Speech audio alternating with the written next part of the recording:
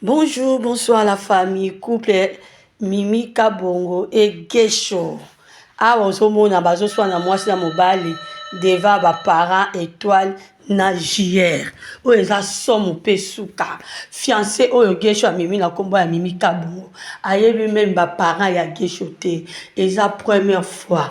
Mais tala makambo so sala deva ba parents ya mobali esali mawa na soni mama étoile mayeli sili papa JR mayeli sili na bato oyo bazolinga babala sika mayeli sili ngana bino tolanda histoire ya Gesho na Mimi fille de ouf famille bazokamwa mobali azobeta mwasi pe alobi na kozongisa wana Mimi Kabongo fille de ouf ngana bino tolanda histoire kitoko pa mama sese tokende nango ka boye tolanda histoire.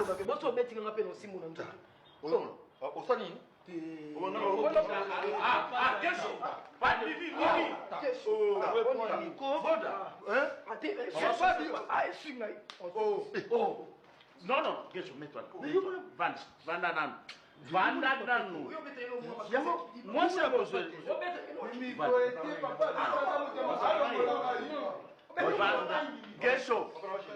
Non, de la touche. Si moko impoli ta papa mobile ayebisi avanda boyo vanda ta alongona papa mobile loboko oyo mwasi ndenge nini premier jour bamemi ye pa babokilo na mama bokilo étoile mayele sili azotala mwasi lokola Mimi Kabongo alobi Gesho nano motu epeta fille de ouf susu Mimi Kabongo oyo libala bakovanda ngana bino tolanda.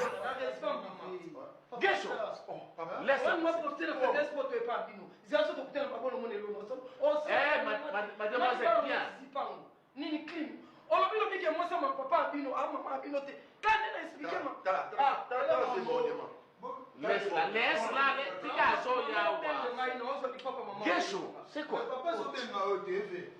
Vas-y, passe non.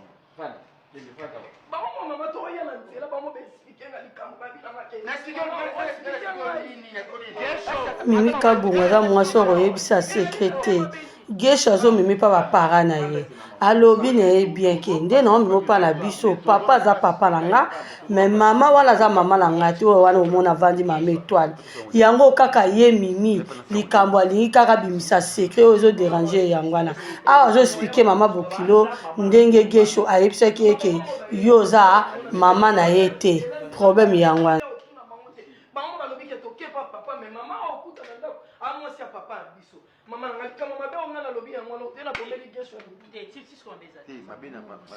Mabezaka ebandeli Mimi yuholo babongo tu es na belle famille pas bateau est-ce que vérité nous surtout balobango baloba tendeni oh soko zeba tamala moyengo bo mengo bisinga za mama propre na bino nengena yeba te donc chance pe JR azwi mwasi malamu ndeti mama étoile aza mwasi moko voma kimi ata azoluka pe abinga na sepeli na moni bokilo yo susu ozomatisa moto me Mimi moto esalaka te yoka ye kisonisoni lisu.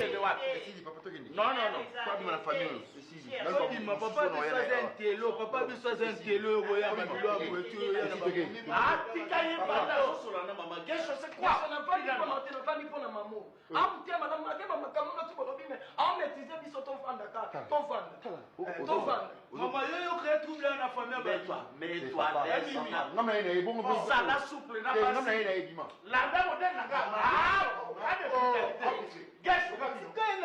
Gesho asiliki akomi kolibisa Mimi Kabongo fille de ouf abima kende ye mutayaki na ye ntongo bayebisi no redia misa yembaki basi misusu bazali ya kobala te akolekela yo makambo na famille Gesho Mimi Kabongo abi atingami akotingama o kaka atina lifobo.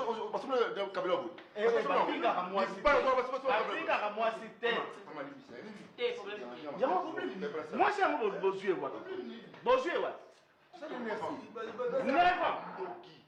Donc,